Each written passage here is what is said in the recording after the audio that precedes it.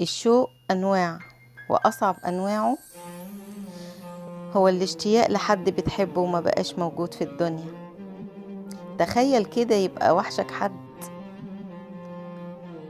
بس ما ينفعش تتصل بيه وتقوله انت وحشني، لأن الحد ده ما بقاش موجود معانا خلاص. وما ينفعش تروح تشوفه وتحكيله عن حاجة وجعاك، لأن مش في الدنيا وبقى عند ربنا. فبيبقى مسكن اشتياقك الوحيد هو انك تدعيله، او يحظك بقى لو الشخص ده زارك في حلمك، بتبقى الدنيا مش سايعاك من الفرحة. عشان كده احسنوا لمن تحبون، فإن الشوق بعد الموت لا يطاق.